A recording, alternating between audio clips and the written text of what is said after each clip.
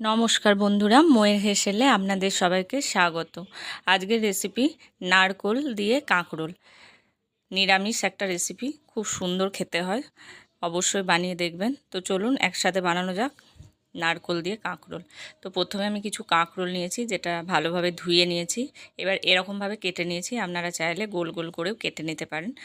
এবার একটা পেস্ট বানিয়ে নেব, যেখানে আমি কিছু পাকা লঙ্কা নিয়েছি, পোস্ত নিয়েছি, কালো সর্ষে নিয়েছি, একটু লবণ দেব যাতে সর্ষেটা তেতো না হয়, আর নারকোলের টুকরো নেবো বেশ কিছুটা। এবার জল দিয়ে এটা একটা স্মুথ পেস্ট বানিয়ে নেব এরকমভাবে। এবার একটা ননস্টিকের কড়াই নিয়েছি, তাতে কিছুটা সর্ষের তেল দিয়েছি, খুব বেশি তেল লাগে না এটাতে। এবার কালো জিরে ফোড়ন দেব। কালো জিরেটা একটু ভাজা ভাজা হয়ে উঠলে এর মধ্যে যে কাঁকরোলগুলো কাটা আছে ওই কাঁকরোলগুলো দিয়ে দেব। কাঁকরোলগুলো এবার ভালোভাবে ভেজে নেব, বেশ সুন্দর করে ভাজবো এপিট ওপিট করে।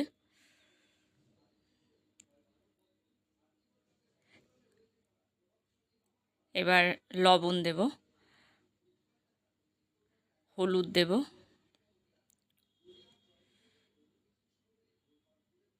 এবার আবার একটু নেড়ে নেব বেশ সুন্দর করে। লবণটা একটু পরিমাণ মতো দিতে হবে, যেহেতু যে পেস্টটা বানিয়েছি তাতেও লবণ দেওয়া আছে, তো একটু খেয়াল করে দেবেন।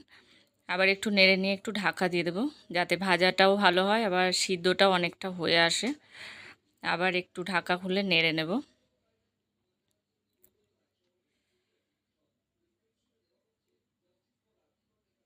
আবার ঢাকা দিয়ে দেব। এরকমভাবে ঢাকা দিয়ে দিয়ে ভাজলে ভাজাটাও সুন্দর হবে আর সিদ্ধটাও হয়ে আসবে। দেখুন ভাজাটা প্রায় হয়ে এসছে। এবার আগে থেকে যে পেস্টটা বানিয়ে রেখেছিলাম পোস্ত, নারকোল, সর্ষে, লঙ্কা, লবণ দিয়ে, সেটা দিয়ে দিলাম। এবার একটু টেস্টটাকে ব্যালেন্স করার জন্য খুব সামান্য চিনি দেব। এবার ভালো করে এটা মিক্সড করে নেব, বেশ সুন্দর করে কষে নিতে হবে বেশ, যাতে কোনো কাঁচা গন্ধ না থাকে এর মধ্যে। একটু ঢাকা দেব, ঢাকা দিয়ে কষবো। মশলাটা বেশ ভাজা ভাজা হয়ে এসছে, মানে কষাটা বেশ হয়ে এসছে। আবার একটু নেড়ে নেব। নাড়া হয়ে গেলে ওই খুন্তিটা ধুয়েই একটু জল দেব, খুব সামান্য জল দেব, যেহেতু কাঁকরোলটা আমার প্রায় ভাজার সময় সিদ্ধ হয়েই আছে, 80% সিদ্ধ হয়ে গেছে। এবার মশলার সাথে কাঁকরোল যাতে ভালোভাবে মিশে যায়, ফ্লেভারটাও যাতে ভালো হয়, সেই জন্য একটু জল দিয়ে একটু কাঁচা লঙ্কা চিড়ে দিয়েছি। ঝালটা যে যেমন খাবে সেরকম অনুযায়ী দেবে, লঙ্কা পেস্টেও দেওয়া আছে, তার জন্য আমি আর বেশি লঙ্কা দিইনি। এবার একটু ঢেকে দেব। দেখুন নারকোল দিয়ে কাঁকরোল একদম তৈরি।